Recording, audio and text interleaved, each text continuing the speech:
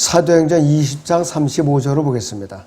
내가 너희에게 모든 것을 보여준 대로 수고함으로써 약한 자들을 도와주고 주는 것이 받는 것보다 복이 있다는 주 예수께서 하신 말씀을 기억해야 하리라고 하더라 그랬습니다. 받는 것보다 드리는 것이 기쁨이라는 주제로 말씀을 선포하겠습니다. 방금 읽어드리는 사도행전 20장 35절의 근거에서 제가 받는 것보다 드리는 것이 기쁨이라는 주제로 말씀을 이제 드리겠습니다. 여기서 고린도후서 8장을 봅니다. 5절에서 7절을 보겠습니다. 그들이 이것을 행하였으니 우리가 바라던 대로만이 아니라 먼저 자신들을 주께 드리고 또 하나님의 뜻에 따라 우리에게 이 은혜를 준 것이라. 그러므로 우리가 디도에게 권하였던 것은 그가 전에 시작하였던 바와 같이 이 은혜를 너희 안에서도 완성시키라는 것이었느니라. 따라서 너희가 매사에 즉 믿음과 언어와 지식과 모든 간절함과 너희가 우리를 사랑하는 일에 있어서 넘친 것 같이 이 은혜에서도 넘치기를 바라노라 그랬습니다. 이 은혜는 여기서 드리는 은혜를 말하고 있어요. 드리는 은혜라. 여기서는 하나님의 구원받는 하나님의 은혜가 아니라 드리는 은혜, 기빙이라는 드리는 은혜. 자, 그래서 이것은 굉장히 소중한 은혜라 이것이요. 그 그리스도인이 드리는 것은 전 생애를 통해서 일관성이 있어야 돼요. 내가 형편이 없다고 안 드리고, 또 기분 나쁘다고 안 드리고, 내가 이 교회 아주 다니기 싫다고 팽개치고 도망가고, 그리고 가정에 틀어박혀 있다든지, 또 교회 믿음 생활 아예 안 한다든지. 자, 믿음 생활 안 하면은 헌금을 안 내게 돼 있어요. 교회 출석 안 하면 헌금 안 내게 돼 있어요. 잘하는 짓이 하나도 없다 이것이. 많은 사람들은 예수 그리스도께서 이 땅에 오셨던 이유를 갖다 망각하고 살고 있어요. 많은 사람들이 망각하고 살고 있어요. 하나님께서 육신으로 오신 것은 주는 것으로 일관되고 있어요. 기빙으로.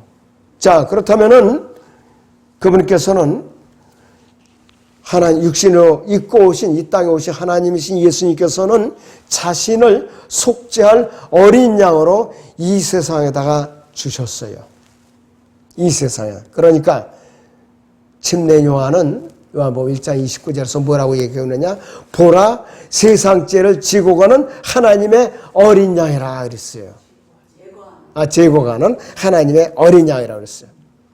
이 중독된 게 참 무서우네. 옛날 계약성이 또 떠올라서 이렇게. 자, 제거하는 하나님의 어린 양이라 그랬어요. 그리고 죄 없는 자신의 생명을 핏값으로 내어드리기 위해서 이 땅에 오신 거예요. 내어드리기 위해서. 마가복음 10장 45절을 보겠습니다. 인자도 섬김을 받으러 온 것이 아니요 섬기러 왔고 또 많은 사람을 위하여 자기 생명을 몸값으로 주려고 온 것이라고 하시니라 그랬어요. 몸값으로 주려고 오셨다 이거예요. 구약의 제사장들은 제사를 여러 번 드렸죠. 그런데 예수님께서는 단번에 끝내신 분이에요. 히브리서 10장 10절에서 우리에게 명확하게 결론을 내려주고 있어요. 자, 히브리서 10장 10절에서는 어떻게 결론을 내리냐. 그 뜻에 따라 한 번 예수 그리스도의 몸을 들이심으로 우리가 거룩하게 되는 것이라고 그랬어요. 단번 속죄를 이루어놓으셨다 이거야. 단번 속죄. 그럼 얼마나 통쾌하냐 이게. 얼마나 속 시원하고. 그렇기 때문에 그분께서는 우리의 양심의 죄까지도 정결케 하는 능력이 있는 피예요. 양심의 죄까지도. 히브리서 9장 14절에서는 우리에게 이렇게 전해주고 있어요.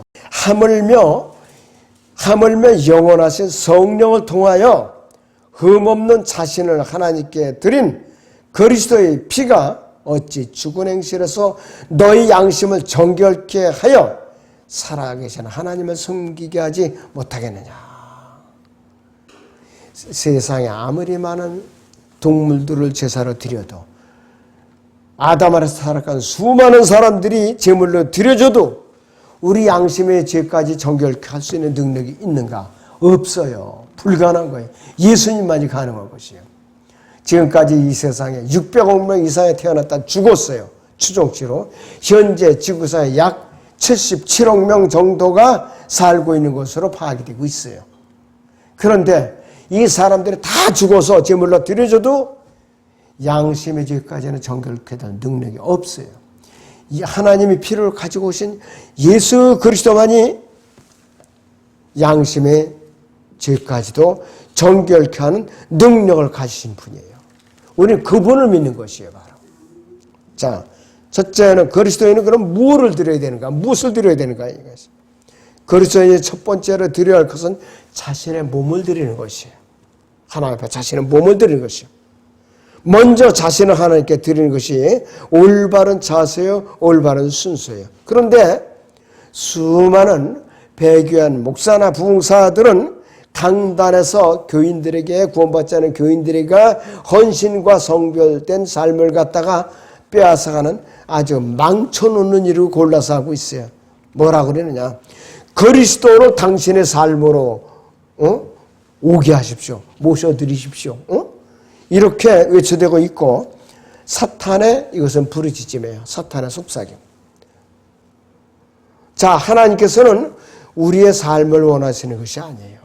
우리 몸을 소유하기를 원하시는 거예요. 그분께서는. 우리 몸 안에 성령으로 들어오셔갖고. 자, 그래서 하나님께서는 우리의 몸을 소유하기를 원하신다면, 우리 몸을 소유하시면은 우리 삶도 자동적으로 소유하시는 거예요. 주관하시는 거예요.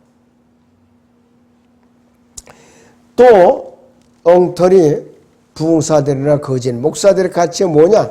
당신의 삶을 그리스도와 함께 나누십시오. 쉬어려. 당신의 삶을 그리스도와 함께 나누십시오. 이렇게 거짓말을 시키는 거예요. 뭘 나눠야 나누기는.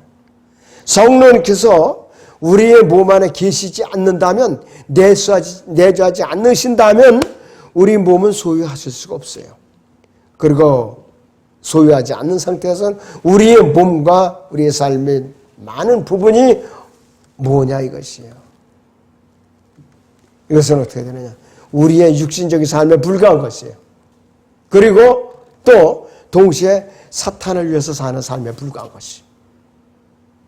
성령님께서 우리의 몸의 모든 부분을 소유하고 제어하지 않으신다면 우리 몸은 누가 소유하고 통제하느냐? 바로 사탄이 소유하고 통제하는 것이에요. 사탄이. 그러므로 그리스도인이 첫 번째로 드려야 할 것은 뭐냐? 자신의 몸을 주님께 드리는 것이에요. 몸을. 로마서 12장 1절에서 2절을 같이 보겠습니다. 그러므로 형제들아 내가 하나님의 모든 자비하심으로 너희에게 권고하노니 그랬어요. 너희 몸을 하나님께 기뻐하시는 거룩한 산제물로 드리라. 이것이 너희가 드릴 합당한 예배니라 그랬어요.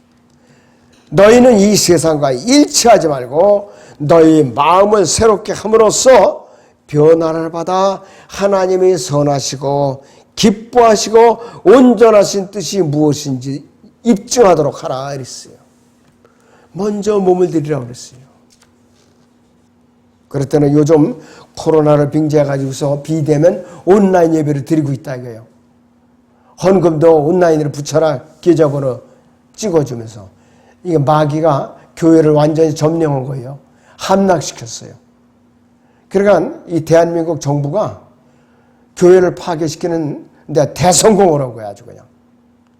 교회들이 적극적으로 협조를 해주거든요. 그러면서 그 정부 강요들 중에 우두머리들이 교회 집사, 안수 집사 이래요. 소위 나 기가 막혀 하여튼. 통일부 아무개 어느 교회 집사예요. 국무총리 아무개 어느 교회 안수 집사래 또.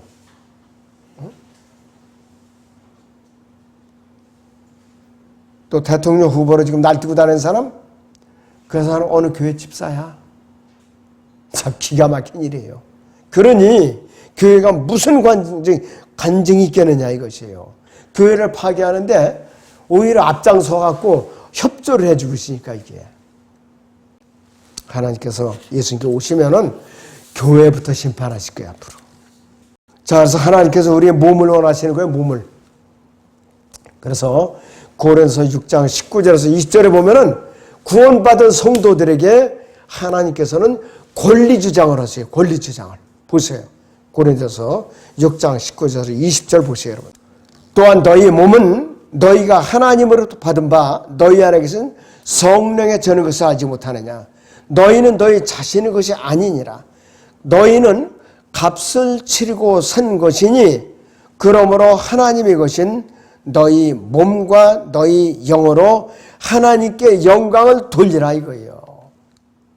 값을 치르고 산 것이기 때문에 너희는 내 소유라 이것이에요.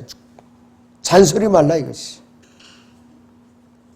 자, 그래서 우리는 영원에 대한 소망을 우리는 잃지 않기 위해서는 이 세상에 사라져 버릴 땅에 있는 것들을 우리는 버릴 줄 알아야 돼요.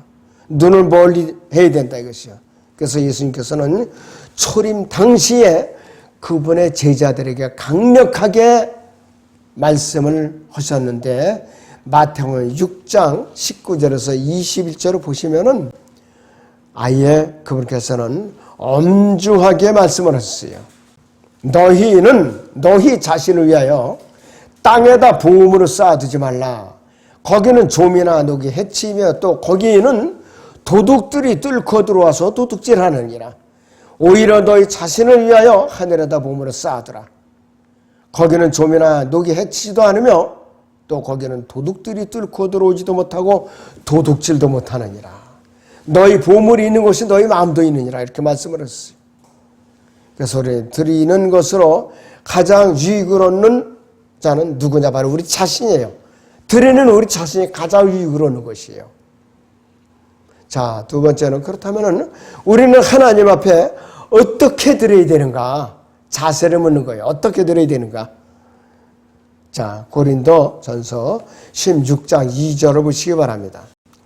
매주 첫날에 너희 각자가 하나님께서 번성케 하신 대로 따로 저축하여 두어서 내가 갈 때에는 모금하는 일이 없게 하라 했습니다. 꾸준히 매주마다 헌금을 드리라 이거야 한마디로. 그래갖고 내가 갔을 때 그냥 불이 나게 부산 떨면서 또 모금만 하지 않도록 하라 이것이에요. 첫째는 하나님 앞에 체계적으로 드려야 돼요. 특별한 행사나 정해진 어떤 때가 아니라 매주 첫째 날마다 드리라게 꾸준하게. 두 번째는 하나님께서 번성케 하신 대로 개별적으로 드리는 거예요. 내가 빚을 내가면서 헌금을 드릴 수는 없는 거예요. 왜? 안 되니까. 따로 저축하여 두어서라는 이 말씀은 집안의 가장만이 아니라 어머니나 자녀들도 자기에게 주어진 물질의 일부를 꾸준히 드리는 거예요. 자녀들도 용돈을 탔다. 그러면 드려야 되는 거예요. 10분의 1을 드려야 되는 거예요. 부유한 사람에게만이 아니라 궁핍한 사람에게도 하시는 말씀이에요. 드리는 것이 많고 적음의 차이밖에 없는 것이에요. 그리고 균형 잡힌 비례에 따라서 드려야 되는 것이. 이건 뭐냐? 너희 각자가 하나님께 번성케 하신 대로 드리라고 그래서 번성케 하신 대로. 왜? 번성케. 내가 평상시에 한 달에 수입이 500만 원이 있었는데 이번 달에 사업이 잘 안 돼서 200만 원을 줄어들었다. 그러면 빚을 내서는 드릴 수 없는 거 아니겠어요? 200만 원에 대한 11조를 드리고 또 매주마다 주일헌금을 드리고 그런 것이지 나머지 300만 원에 대한 그걸 갖다 억지로 또 꼬다가 드리라는 그런 말은 아니라 이것이에요. 마음이 편하지 않아요 그러면은. 근데 그걸 강요를 한다고 잘못된 거예요. 안 된다 이것이에요. 번성케 한 대로 드리라 이것이. 그래서 그리고 또 하나님께서는 율법 이전에도 믿음과 은혜로 구원받은 사람들께 11조를 이제 가르쳤어요. 아브라함은 율법 이전에 있었죠. 야곱도 율법 이전에 있었죠. 또 유대인들은 율법 아래서 11조를 드렸어요. 그래서 하나님께 드리는 최소한의 부분이에요. 이게 의미가 아니에요. 끝난 게 아니에요. 아브라함은 율법이 있기 전에 멜키세덱에게 10분의 1을 드렸어요. 전리품에. 그리고 유대인들은 다양한 방법으로 하나님께 자원하여 예물을 드렸다 이것이요. 그들은 11조 이상을 드렸어요. 역대기하 31장을 봅니다. 11절부터 12절.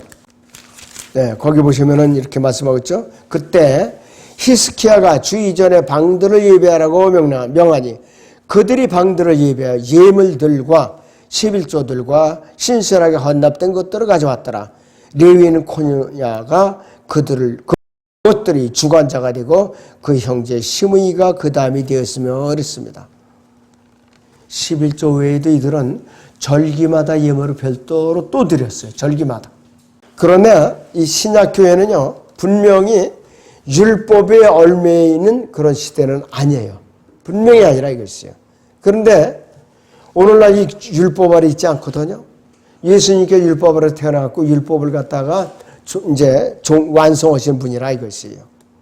그러나 구약의 원리는 하나님과 우리의 관계에 있어서 한 모범을 보여주고 있는 것이죠. 모범. 로마서 15장 4절을 보죠. 무엇이든지 전에 기록된 것은 우리의 교훈을 위하여 기록된 것이니 이는 성경에 주는 인내와 위로로서 소망을 지니게 하려 함이니라. 이렇게 말을 하고 있어요. 또 고린도전서 10장 11절을 보면은요. 이제 그들에게 일어난 이 모든 일이 본보기가 되고 또 세상의 끝날들을 당하는 우리에게 권면으로 기록되었느니라 그랬습니다. 그들이 징계뿐만이 아니라 그들이 물질을 들여 섬긴 그 모든 것들이 우리에게 본보기가 된 거라 이것이에요. 광야에서 쓰러지는 징계만을 연상해서는 안 돼요, 여러분들이. 그래서 우리 이 시대의 그리스도인들은요, 11조에 강요받는 사람들은 아니에요, 분명히. 강요받지는 않는다 해서. 그러나 아브라함이 율법 이전에 은혜 아래서 11조를 드렸다면은 확실하게 그리스도인들도 우리도 이 구약에는 얽매이지 않지만은 어떻게 되느냐? 은혜 아래서 하나님께서 허락하신 범위 안에서 11조를 드려야 되는 것이에요. 그런데 어떤 목사는 강단에서 악을 써가면서 11조를 드리는 것은 성경적이 아니다 하면서 잘못된 교회다 하면서 그렇게 악을 쓰더라고요. 바람직한 것은 아니죠, 이거는. 이건 바람직한 거 아니라 이것이에요. 성경을 모르고 한 소리라 이것이에요. 그리스도인들은 얽매여서 의무적으로 드리는 것이 아니라 자원해서 드리는 거예요. 성경의 가르치는 원칙에 따라서. 자, 고린도서 9장 6절을 보세요. 그러나 내가 이것을 말하노니 적게 심는 자는 적게 거두고 넉넉하게 심는 자는 넉넉하게 거둔다는 것이라 그랬습니다. 각 사람은 미리 마음속에 정한 대로 할 것이요 인색함이나 억지로는 하지 말아야 하리니 이는 하나님께서는 기쁨으로 드리는 자는 사랑하심이라 그랬어요. 미국에 어떤 그 기업가가 있었는데 그 사람은 10분에 9까지 드렸던 사람도 있다고 그래요. 그러면 이 사람이 쪼들릴 줄 알았더니 더 번성했다고 그래요. 더 번성했다고. 그리고 콜게트 치약이라든지 또 여러 가지로 대성한 사람들 있죠. 햄버거 90세 65세에서 사업을 시작한 사람 있잖아요. 누구? 네. 네. 그런 사람들 다 11조에 충성했던 사람들이 충실하게 드렸던 사람들이. 우리는 율법 아래 있었던 구약 시대보다도 은혜 안에서 더 많은 것을 드릴 수 있는 상황이기 때문이에요. 왜 그런 건가? 우리는 예수님과 함께 온 우주의 공동 상속자이시며 영원토록 공동으로 통치하는 데 특권을 가진 사람들이에요. 또 그리스도의 몸의 지체이죠. 또 그분의 약속된 신부지요. 공동 상속자이면서도 성령의 전이란 말이에요. 우리는. 그러니까 구약 성도보다 몇 값절로도 우리도 감사해야 되는 거예요. 지금 이 시대에 살고 있는 우리는 말할 수도 없이 은혜를 받은 사람들이라 이것이요. 자, 예수님께서는 11조를 피제하라고 명령하신 적이 없어요. 마태복음 23장 23절을 봅니다. 위선자인 서기관들과 바리새인들아 너희에게 화 있으리라. 이는 너희가 박하와 아니스와 거면에 11조를 바치면서 율법과 공의와 자비와 믿음에 더 중요한 것을 빠뜨렸기 때문이라. 너희는 이것들도 마땅히 행하고 또 저것들도 저버리지 말아야 하리라 그랬어요. 호되게 하다는 치죠. 호되게. 이것도 저것도 피하지 말고 하나님께 명령하신 대로 해라 이것이에요. 그래서 이 시대에 교회 시대의 그리스도인들은 11조뿐만 아니라 그 이상으로 주님께 드리는 삶을 살아야 된다 이것이에요. 거기에 더해서 이 시대의 그리스도인들은 시간과 재능도 함께 하나님께 은사로서 드려야 되는 거예요. 시간과 재능도 지옥교회 안에서 또 용서함으로써 고소하거나 괴롭히는 자들을 악으로 악을 갚지 말고 또 어떻게 되느냐, 사람들에게 복수를 하는데 앞장서서는 안 돼요. 그리스도인들이 세상 법정에다 고소하는 거 너무 일삼으면 안 돼요. 그리스도인끼리 서로 그러면 안 된다 이것이. 자, 그래서 이 주는 것, 즉 드리는 것은 그리스도인 온 생애를 통해서 생활의 표준이에요. 그게 일상생활이라 이것이. 자, 그러면 그리스도인은 어떻게 드려야 되는가? 기쁨으로 드려야 돼. 기쁨으로. 마지못해 체면 치레로 짜증나서 그래서 드려서는 안 된다 이것이. 아까 이거 드렸죠? 고린도서 9장 7절에 대로 각 사람은 미리 마음속에 정언될 것이요 인색하거나 억지로 하지 말아야 하리니 이는 하나님께서는 기쁨으로 드린 자를 사랑하심이라 그랬어요. 구약이나 신약이나 원리는 동일하게 적용됩니다. 동일하게 적용돼요. 우리가 건강하다면 우리는 이 건강은 누가 주신 거냐 이거예요. 우리가 건강을 주신 거. 우리가 좋은 직업을 가졌다면 그 직업은 누가 주신 거냐 이것이요. 또 우리가 아주 좋은 인상을 갖고 태어났어요. 아주 이쁜 얼굴을 갖고 태어났어요. 그건 누가 주신 거냐 이거. 하나님께 주신 거예요. 또 우리가 가족 전체가 구원을 받았다면 누구에게서 구원을 얻은 거냐 이것이에요. 그래서 우리는 이러한 것들에 대해서 하나님께 자원함으로 드리는 것 11조 이상 연보 그 시간과 재능 드리는 거 마땅하다 이거예요. 마땅하다. 그리고 우리는 예수 그리스도께서 주셨던 것과 같이 우리도 드리는 거예요. 예수님께서 자신이 가졌던 모든 것을 생명까지도 내어 드렸어요. 그분께서. 자, 그래서 그리스도인들은 마케도니아 성도들은 궁핍한 가난과 가뭄 가운데서도 드렸어요. 능력에 따라서 능력 이상으로 드렸고 희생적으로 드렸고 그들은 먼저 물질을 드리기 전에 몸을 먼저 드렸다 이것이에요. 그렇기 때문에 우리는 하나님께서는 얼마나 많이 드리는가에 따라서 그를 갖다가 측정하시는 분이 아니라 그 사람의 마음의 중심을 살피시는 분이에요. 마음의 중심을. 그렇다면 우리는 어디다 드려야 되는가? 물질을 어디다 드려야 되는가 있어요. 우선적으로 드려야 할 곳이 바로 지역교회, 자기가 속한 지역교회에 드리는 거예요. 왜 그런가? 신약교회에서 모든 연보는 지역교회 필요해서 사용되는 거예요. 지역교회 필요해서. 하나님의 계획과 사역의 중심이 지역교회이기 때문에 그런 거라 있어요. 교회 밖에서 행하지는 어떠한 경우 모든 것들도 자신이 속한 지역교회에서 행하고자 하는 것들에 반해서 제껴놓고 먼저 그쪽에다 돈을 갖다 이제 쏟아부어서는 안 된다 이것이에요. 그런데 어떤 사람들은 그래 자기 교회 한 푼도 안 내. 아예 안 내. 그리고 그쪽에서 갖다가 이제 봉투를 들이밀고 그러는데 그건 잘못된 거예요. 그렇지 않으면 차라리 그 교회에서 분리돼서 나와서 그 교회로 가든지 이렇게 해야지. 안 되지요. 자, 그리고 또 우리는 드리는 데 있어서 정말로 감사함으로 기쁨으로 언제든지 이 자세를 잃으면 안 돼요. 안 된다 이것이. 왜? 예수님께서는 우리에게 분명히 약속했어요. 드린 마음껏 내게 내가 복으로 갚아주리라고 그랬다 이것이. 사도 바울은 자기에게 연보를 맡긴 사람들, 이 예루살렘 성도들이 가난하게 됐을 때 구호금을 갖다가 거뒀거든요. 모금을. 그랬을 때 뭐라고 표현했냐면요. 빌립보서 4장 18절을 보세요. 내게는 모든 것이 있고 또 풍부하니라. 나는 너희가 보낸 것을 에파프로디도로부터 받아서 풍족하게 되었노라. 이는 향기로운 냄새 받으실 만한 희생제요 하나님을 참으로 기쁘시게 하는 것이라 그랬어요.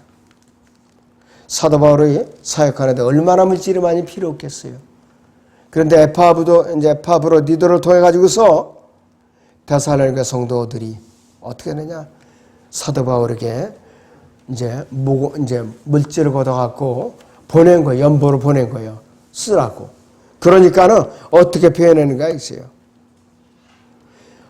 향기로운 냄새여 받으실 만한 희생제여 하나님을 참으로 기쁘시게 하는 것이라고 그랬어요.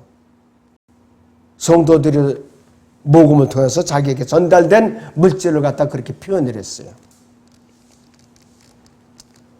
자, 그리고 하나님께 드려진 것은 하나님의 일을 위해서 이제 사용이 되어 당연하죠. 하나님의 일을. 자, 하나님께 드려진 것은 교회 사역자들과 운영을 위해서 그렇게 드려져야 돼요. 교회를 통해서 지원되는 또 다른 하나님의 사역자들을 위해서 몸된 교회 안에서 자신을 돌볼 수 없는 사람들 중에 신약성경에 정한 한도 내에 있는 60세 이상의 과부들이라든지 고아라든지 이런 사람들을 돕는데 그 외 교회 밖에서는 어떻게 되냐? 교회의 사역자들에 의해서 결정된 사항을 이제 쓰는데 어디 선교 후원금을 보낸다든지 그 다음에 부재를 한다든지 그런 데 사용되는 거라 이것이 바로. 자, 디모데 전서 보세요. 5장 17절에서 18절을 봅니다. 디모데서 5장 17절 18절을 봅니다. 잘 다스리는 장로들을 배나 존경할 사람으로 여기되 특별히 말씀과 교리에 수고하는 이들에게 그리할지니라. 성경이 말씀하시기를 너는 곡식을 밟아 떠는 소에게 망을 씌우지 말지니라고 하였고 또 일꾼이 자기 삭슬을 받는 것은 합당하니라고 하였느니라 했습니다. 그러나 말씀을 맡은 목자에게 요구사항만 하고 완벽하게만 말하고 부양을 안 한다 교회가. 그 교회는 하나님께 칭찬을 못 받아요. 자, 5장 9절에서 10절을 보죠. 과부로 명부에 올릴 수 있는 자는 60세 이하에서는 안 되며 한 남자의 아내였던 여인으로서 선한 행실에 좋은 평판이 있어야 하리니 곧 자녀를 양육하였거나 나그네들을 유숙하게 해줬거나 성도들이 발을 씻겼거나 고난에 처한 사람들을 구제했거나 모든 선한 일을 열심히 쫓아 행한 사람이라고 되리라 그랬어요. 이런 과부라야만 자격이 있다 이거예요. 기력이 없을 때 교회에서 부양할 자격이 있다 이것이 바로. 그러니까 기력이 있을 때 남편하고 같이 생활할 때에 물질도 열심히 드리고 복음도 열심히 전하고 교회에서 열심히 섬겼다가 남편이 먼저 세상을 떠났다 사별을 했다. 그랬을 때에 해당되는 과부들이에요. 이것이. 그런데 누가 돌볼 수 있는 사람도 가족들이 있어요. 그런데 가족들이 돌보질 않는다 이것이. 그러면은 그는 불신자보다 더 악한 자예요. 불신자보다 더 악한 자예요. 그런 거는 그 가족들이 돌보겠건 교회에다가 짐을 지우지 않게 해라 이것이에요. 짐을 지우지 않게. 5장 8절을 보세요. 만약 누군가가 자기 친족 특히 자기 가족을 돌보지 않는다면 그는 믿음을 부인한 자요 불신자보다 더 나쁜 자니라고 그랬어요. 불신자보다 더 나쁜 자라고 그랬어요. 4절을 보시면 만일 어떤 과부에게 자녀나 자손들이 있거든 그들로 먼저 집에서 효도를 행하여 자기 부모에게 보답하는 것을 배우게 하라. 이것이 하나님 앞에 선하고 기뻐하실 만한 것이라고 그랬어요. 자, 아들, 딸들이 있어요. 손자, 손녀들이 있어요. 살만한데 할머니를 돌보질 않아. 그럼 이건 나쁜 짓이라 이게 한마디로. 죄 짓는 거라 이게 한마디로. 근데 요즘 현실 아니잖아요. 전부 다 기초 노령연금 타게 팽개쳐버리고 요양원에 보내고 양로원에 보내고 그러면서 저희들 먹고 살다 그러고 팽개친다 이거. 요즘 배교한 세상이 이래 지금. 이렇게 인심이 험악해졌다 이것이. 자, 그래서 만약 우리가 복음을 증거하기 위해서 갈 수가 없다면은 드려야 되는 거예요. 물질에서 후원을 하겠어요. 또 드릴 수 없다는 우리 기도해야 되죠. 또 우리는 만약에 드릴 수가 없다면 드릴 수 있는 물질을 얻도록 또 기도해야 되는 것이. 그리고 하나님께 주신다면은 차은하의 기쁨으로 드려야 된다 이것이. 그래서 하나님께서는 기쁨으로 드린 자들을 사랑하신다 이거예요. 그러면은 돈과 재산에 대한 그리스도인의 자세는 어떠해야 되는가? 돈과 재산은 그리스도인의 자세는 어떠해야 되는 것이. 자, 이 그리스도인들이 배교한 이 타락한 라우디게아 교회에서 이 시대에 직면하고 있는 가장 큰 유혹 가운데 하나는 물질에 대한 유혹이에요. 물질적인 풍요함이 성공의 척도라고 잘못 생각하는 사람들이 많아요. 아, 그 사람 믿은 상황하지 않았는데 저 부자 됐다. 그런 사람들이 많다 이거죠. 그리스도의 성공은 하나님 앞에서 신실하게 발견되는 것이에요. 바로 신실하게. 성경은 물질적인 소유에 대한 우리의 자세를 많은 부분에서 다루고 있는데 돈과 재산에 대해 성경의 가르침들을 통해서 하나님께 이 문제를 어떻게 다루시는가 우리는 알아봐야 됩니다. 첫째는 하나님을 기쁘시게 하기 위해서 부유하게 되거나 가난하게 될 필요는 없다 이거예요. 이거 명심해야 돼요. 하나님을 기쁘시기 위해서 부유하게 되거나 가난하게 될 필요가 없다. 일부러 영적인 풍요함이나 물질의 부족으로 측정된 것이 아니라 이것이에요. 성경 어느 곳에서도 하나님께서 물질을 가지고 있다는 이유만으로 누구를 정죄하신 적이 없어요. 잘 들으셔요. 자, 그리고 그 대신 하나님께서는 그들이 마음 자세를 판단하신 거예요. 성경은 돈이 모든 악의 뿌리라고 말한 적이 없어요. 단지 뭐라고 말했냐. 돈을 사랑하는 모든 것이 악의 뿌리라고 했어요. 돈을 사랑하는 모든 것이 악의 뿌리. 디모데전서 6장 10절인 대로. 돈이 악의 뿌리가 아니라 이거예요. 뭐냐? 돈을 열심히 벌어요. 정상적인 방법으로. 올바로 쓰라 이게 올바로. 어? 그러면 돈만 가진 그리스도인들 다 욕먹고 하나님한테 혼나야겠네? 그거 아니라 이거예요. 돈 자체로 살아가는 그런 노예가 돼서 안 된다 이거죠. 돈에 대한 그리스도인의 자세 두 번째는 어떤 경우에는 돈과 재산이 하나님과의 관계를 방해하기도 한다 이것이. 만약 하나님을 신뢰하는 것보다는 돈을 더 신뢰할 때 또 하늘에 있는 것을 소유하는 것보다 땅의 소유에 대해서 더 관심을 쏟을 때 또 물질적인 소유로 영적인 면이 측정될 수 있다고 생각할 때다. 그 다음에는 보다 많은 돈을 모으는 것이 삶의 목적이 될 때는 하나님한테 책망받는 것이. 어떻게 되느냐. 돈을 더 많이 벌어야지. 그러니까 토일이고 주일이고 없는 거예요. 그냥 있는 대로 주문 들어오는 대로 다 납품해야죠. 또 팔아야 되죠. 일해야 되죠. 돈 모으는 재미로.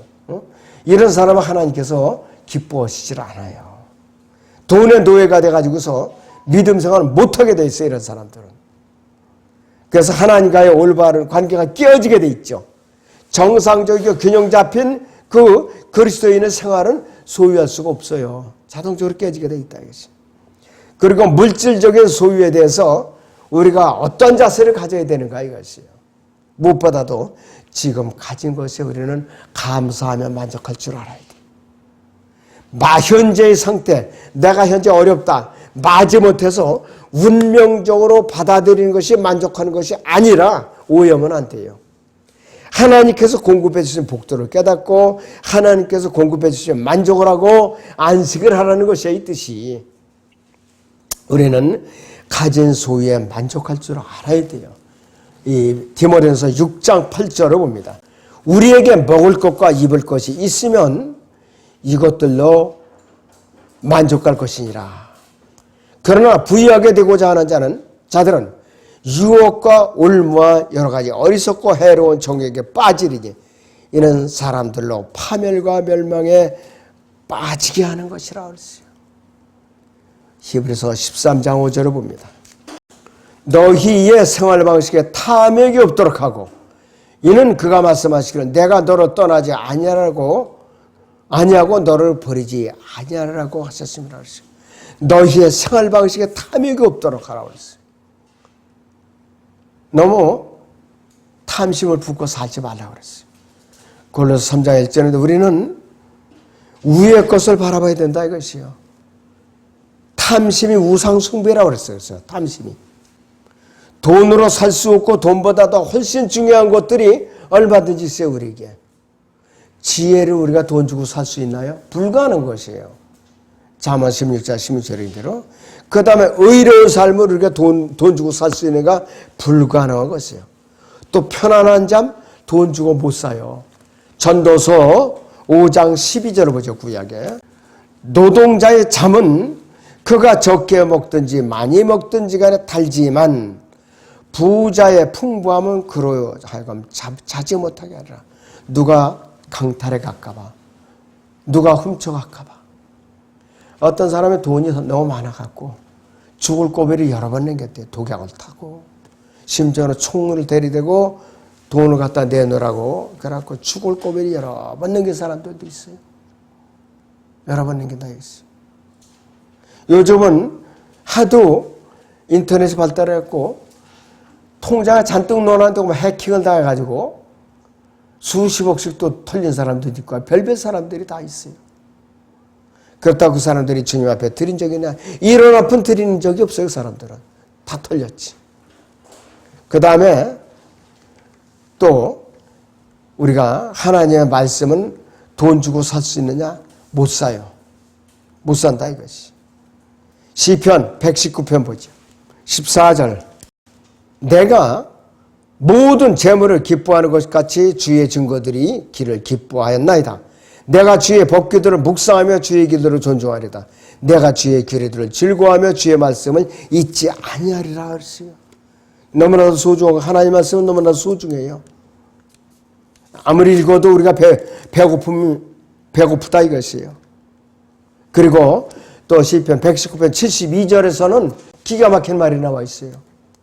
주의 입의 법이 내게는 수천의 금과 은보다 낫나이다 그랬어요. 금덩어리 수천 개보다 더 낫다 그랬어요. 시편 119편 127절 보세요. 그러므로 내가 주의 계명들을 금보다 정령 정금보다 더 사랑하나이다 그랬어요. 그러므로 내가 모든 것에 관한 주의 법규들을 바른 것으로 여기며 모든 거짓된 길을 미워하나이다 그랬어요. 깨어있는 사람이죠, 아주. 그리고 우리에게 건강, 돈 주고 안 사지죠. 하나님께 주셔야 돼요. 그 다음에 안식과 평안도 마음대로 되나요? 하나님께 주셔야 돼요. 하나님께서. 내 마음대로 안 되는 거야, 이것이. 어떤 사람 돈은 많은데 당뇨병으로 시달리는 사람이 있어요. 어떤 사람 돈은 많은데 암으로 오늘내일 하는 사람이 있어요. 그게 무슨 소용이 있어요? 무슨 소용이 있겠느냐, 이것이요. 전도서 4장 6절 봐요. 아주 기가 막힌 말씀이에요. 한 손에만 가득하고 평안한 것이 양손에 가득하고 노고와 영의 고통을 가진 것보다 낫도다 그랬어요. 아무리 양쪽 손에 엄청난 물질을 쥐고 있어 모르냐 이것이요. 그래서 우리는 하나님께서 물질적인 축복을 주셨을 때요, 잠시라도 그분을 잊으면 안 돼요. 잠시라도 잊으면 안 된다 이것이. 그런데 라오디게아 교회가 이걸 망각했어요. 하나님께 호된 책망을 받았다 이것이요. 참으로 안타깝게 그지가 없어요. 자, 그래서 라오디게아 교회에 이렇게 야단을 했어요. 하나님께서 요한계시록 3장 17절을 보니까 이렇게 책망을 받고 있어요. 네가 말하기를 나는 부자며 부유하고 아무것도 부족한 것이 없다고 하지만 너는 비참하고 가련하며 가난하고 눈멀고 헐벗은 것을 알지 못하는도다 했어요. 그러니까 눈먼 장님이라 이거예요. 영적 소경이라 이것이. 그래서 우리가 바라볼 것은 물질적인 것이 아니라 영적인 것이 우선이다. 이걸 명심해야 된다 이것이. 그리고 우리는 돈과 소유에 대한 자세에 있어서 균형을 유지할 줄 알아야 돼요. 한쪽으로 치우치면 안 된다 이것이. 그렇기 때문에 잠언 11장 1절에서 하나님께서는 속이는 저울은 주께 가증한 것이라고, 공정한 추는 그의 기쁨이라고 경고했어요. 장사꾼들 특히 많이 속여요. 저울에 달아가지고서 저울추를 조작을 해가지고서 그런다 이것이에요. 그리고 팔면서도 이거 내가 믿지면서 파는 거야. 100% 거짓말이에요. 믿지면서 팔면 망하지요. 어쩔 수 없이 얼어 터졌거나 썩었을 거는 그거는 팔 수도 없고 버리죠.